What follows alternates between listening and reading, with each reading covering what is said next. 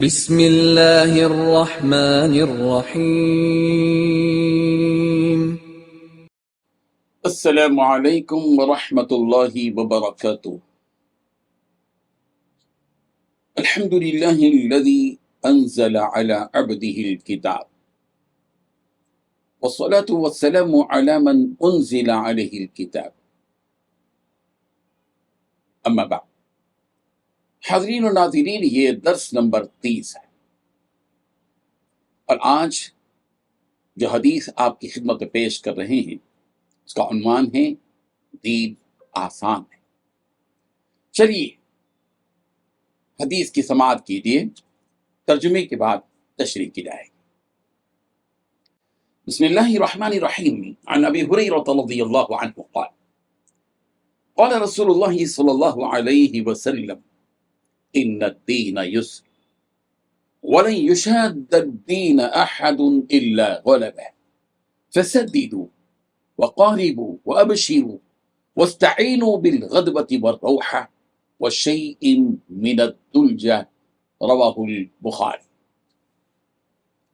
ترجمہ یوں ہے، حضرت ابو ہریرہ رضی اللہ عنہ سے روایت ہے کہ رسول اللہ صلی اللہ علیہ وسلم نے ارشاد فرمایا، بے شک دین آسان ہے، اور جو شخص دین میں سختی اختیار کرے گا دین اس پر غالب آ جائے گا، یعنی وہ تھک جائے گا اور عمل جاری نہ رکھ سکے گا۔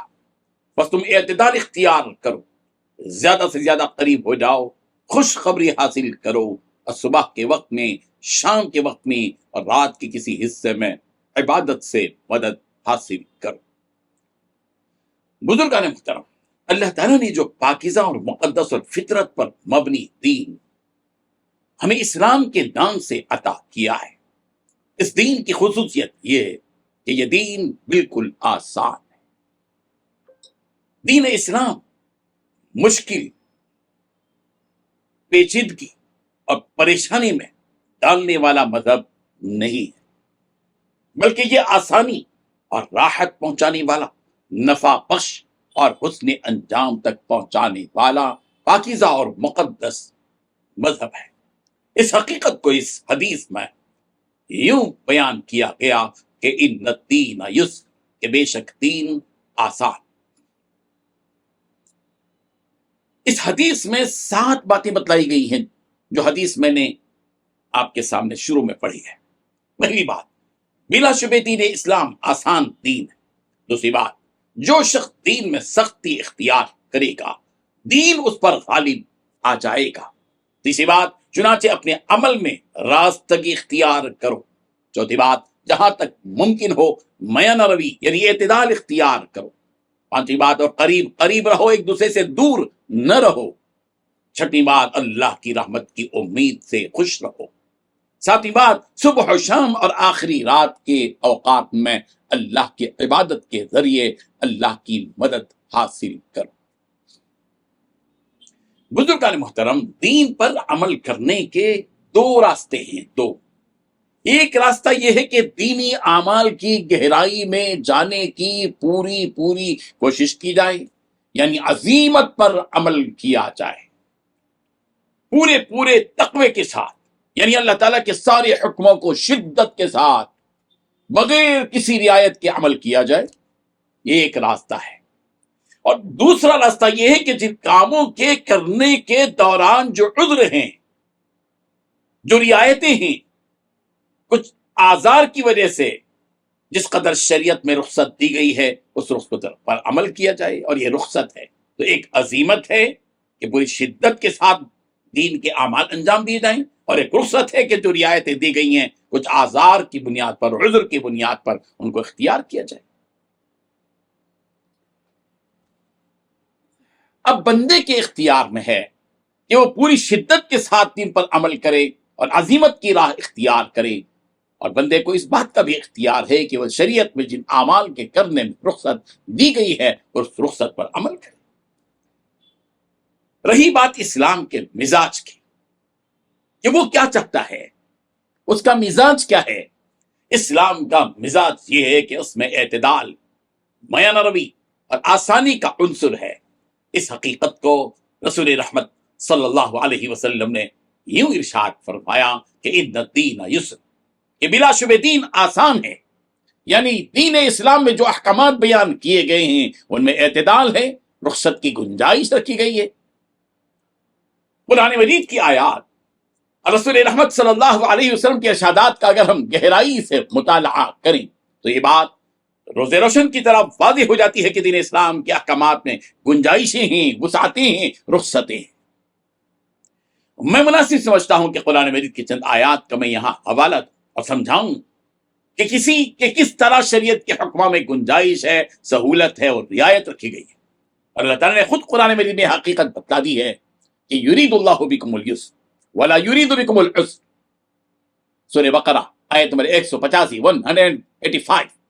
रब इज़्ज़ुल जलाल ने इरशाद फरमाया कि अल्लाह ताला तुम्हारे साथ आसानी का इरादा रखता है और वो सख्ती का इरादा तुमसे नहीं रखता। सूरह बकरा की आयत नंबर 196 196 में जो फरीज़े हज के ज़िम्न में ये बात कही गई है कि फमन कान मिनकुम मरीदन औ बिही अदम बिर्रासी फफिदियतुम मिन सियामिन औ सदक़तिन औ नुसुक फइज़ा अमिनतुम फमन तमत्तअ बिल उम्रति इलल हज फमस्तयसर मिनल हज फमन लम यजिद फसियामु थलाथति अय्यामिन फिल हज व सबअतिन इज़ा रजअतुम तिलका अशरतुन कामिला ذلك لمن لم يكن أهله حاضر المسجد الحرام واتقوا الله वालमू अन्नल्लाह शदीदुल इक़ाब। हम सिर्फ तर्जुमा उससे उतना ही करते हैं जितना कि हमारे मौजू से मुताल्लिक है कि फिर तुम में से जो बीमार हो या उसे उसके सर में कोई तकलीफ हो तो रोजे या सदक़े या कुर्बानी में से कोई एक फिदिया है। फिर जब तुम अमन में हो जाओ तो तुम में से जो हज तक उम्रे से फायदा उठाए तो कुर्बानी में से जो मयस्सर हो फिर वो करे। फिर जो न पाए तो 3 दिन के रोजे हज के दौरान और 7 दिन के उस वक्त रखे जब तुम वापिस आ जाओ। ये पूरे 10 हैं। ये इसलिए ये उसके लिए है जिसके घर वाले मस्जिद हराम के रहने वाले न हों। और अल्लाह से डरो और जान लो कि अल्लाह बहुत सख्त अजाब वाला है।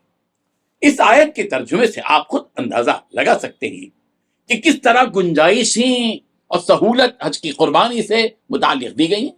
सूरतुल कहफ की आयत नंबर 88 में कहा गया वअम्मा मन आमन वअमिल सालिहन फलहु जज़ाअल हुस्ना वसनक़ूलु लहु मिन अम्रिना युस्रा।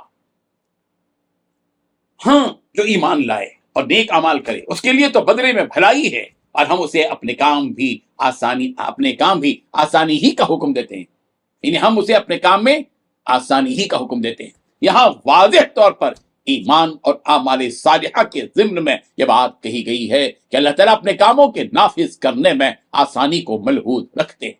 वो ऐसे कामों का हुक्म नहीं देते जो बंदों के लिए वहशत, परेशानी, मुश्किल और सख्ती का बाइस और सबब बन जाए। सूरत दुखान की आयत नंबर 58 में अल्लाह तबारक व तआला ने रसूल रहमत सल्लल्लाहु अलैहि वसल्लम से खिताब करते हुए फरमाया कि वइन्नमा यस्सरनाहु बिलिसानिक लअल्लहुम यतदक्करून। हमने इस कुरान को आपकी ज़बान में आसान कर दिया ताकि वो नसीहत हासिल करें और करें। कुरान मजीद जो नसीहत नामा है इससे आसानी के साथ नसीहत हासिल करने के लिए इस कुरान को अल्लाह ताला ने आसान कर दिया है। वलक़द यस्सरनल कुरान लिज़िक्र।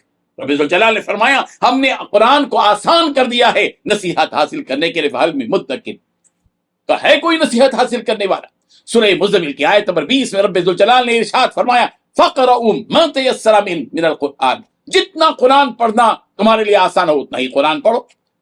रोजे की फर्जियत का हुक्म दिया गया, माह रमजान के रोजे फर्ज किए गए, लेकिन सहूलत क्या दी गई? ये दी गई कि फमन कान मिनकुम मरीदन औ अला सफरिन फ़इद्दतुम मिन अय्यामिन उखर। सूरह बकरा आयत नंबर 184 184। तुम में से जो शख्स बीमार हो या सफर में हो तो वो और दिनों में गिनती को पूरा करे। यानी शरीयत ने रोजे के बारे में इस कदर सख्ती से काम नहीं लिया कि तुम चाहे सफर में रहो चाहे बीमारी में रहो, हर सूरत में तुमको रोजा रखना पड़ेगा। बीमार हो जाओ नो प्रॉब्लम, ऐसा नहीं है। बल्कि ये रियायत दी गई कि अगर माह रमजान मुबारक में बीमार हो जाओ या सफर की हालत में रहो तो तुम्हें यह सहूलत दी जाती है कि तुम जब सेहतमंद हो जाओ तो जितने रोजे बीमारी की हालत में छूट गए उतने रोजों को सेहतमंद हो जाने के बाद कदा कर लो। और जितने दिन सफर में रहे और रोजा न रख पाए तो रमजान के बाद उनकी कदा कर लो। इस सिलसिले में कुछ लोग अजीमत पर अमल करते हैं और कुछ लोग रुखसत पर अमल करते हैं। अल्लाह तबारक व तआला ने गुंजाइश जो दी है उसको इस्तेमाल करते हैं। जिन लोगों ने सफर की हालत में रोजा छोड़ा اور شریعت کی طرف سے دی گئی رخصت پر عمل کیا، وہ شریعت کی نگاہ میں گنہگار نہیں ہے، اس لیے کہ اس نے تو رخصت پر عمل کیا ہے جو اللہ تبارک و تعالیٰ نے اس کو اس سفر کی حالت میں دی ہے۔ جو روزہ فرض کیا گیا ہے، مسافر اور بیمار کے روزہ چھوڑنے کے سلسلے میں جو رعایت اللہ تبارک و تعالیٰ نے دی ہے، روزہ رکھنے والے سفر کی حالت میں، بیماری کی حالت میں روزے پر پابندی کرنے والے اس شخص پر کوئی اعتراض نہ کریں جس نے سفر کی حالت میں روزہ چھوڑ دیا، بیماری کی وجہ سے روزہ چھوڑ دیا، اس لیے کہ یہ تو رب ذوالجلال کی طرف سے خود دی ہوئی رخصت ہے۔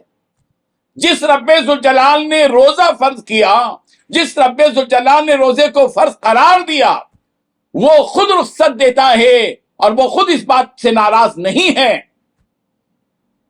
کہ کسی نے اگر سفر کی حالت میں روزہ چھوڑ دیا، بیماری کی حالت میں روزہ چھوڑ دیا، اس بعد میں اس نے اس کی قضا کر لی، اللہ خود اس سے ناراض نہیں ہے۔ لوگوں کو کیا حق ہے کہ اس کے بارے میں طرح طرح کے طنز کی باتیں کریں کہ دیکھیے رمضان ہے اور روزہ ہی نہیں رکھا، دیکھیے رمضان ہے، چھوٹی سی بیماری آ گئی، وہ بیماری ہو گئی اور اس نے جو ہے روزہ نہیں رکھا۔ اللہ کے معاملات میں دخل اندازی مت کیجیے۔ یہ بات یاد رکھیں کہ ہر حال میں عزیمت پر عمل کرنا بعض اوقات انتہائی دشوار ہو جاتا ہے، اور بندہ رب کے سامنے اپنی بندگی کا اظہار کرے۔ وہ کمزور پیدا کیا گیا ہے، خلق الانسان ضعیفا، سورہ نساء آیت نمبر 28 کہ انسان کمزور پیدا کیا گیا ہے۔ صرف عزیمت پر ہی عمل کرنا اور شریعت کی طرف سے دی گئی رخصتوں سے فائدہ نہ اٹھانا، یہ بھی شدت میں داخل ہے۔ ہم عزیمت کی حالت میں عزیمت پر عمل کریں، رخصت کے موقع پر رخصت سے فائدہ اٹھائیں۔ بندگی کی بھی اپنی ایک شان ہوتی ہے، اور وہ یہ ہے کہ اپنے آپ کو بہت اونچا نہ سمجھے۔ جب بیمار کے لیے رخصت ہے کہ کھڑا ہو کر نماز پڑھنے کی طاقت نہ ہو تو بیٹھ کر نماز پڑھے، تو ایسی صورت میں رخصت پر عمل کرے، اور رخصت پر عمل کرنے کے بجائے ایسی صورت میں عزیمت پر اس عمل کرنے کا عزم رکھے، تو اس کی وجہ سے بعض اوقات نقصان کا بھی اندیشہ ہوگا۔ عذر کی حالت میں وضو کے بجائے تیمم کا حکم دیا گیا، ایسی صورت میں بجائے تیمم کے وضو ہی کرے گا، اور تیمم کی رخصت سے فائدہ نہیں اٹھائے گا تو عین ممکن ہے کہ وہ اپنی بیماری کو بڑھا لے گا۔ سفر میں روزہ رکھنے کے متعلق خود رسول رحمت صلی اللہ علیہ وسلم نے ارشاد فرمایا، لیس من البر الصیام فی السفر، کہ سفر میں روزہ رکھنا کوئی نیکی نہیں ہے۔ متفق علیہ، یہ بخاری اور مسلم میں روایت۔ اللہ تبارک و تعالی ہم کو ان حقائق کو سمجھنے کی توفیق عطا فرمائے، آمین۔ وآخر دعوانا ان الحمد للہ رب العالمین۔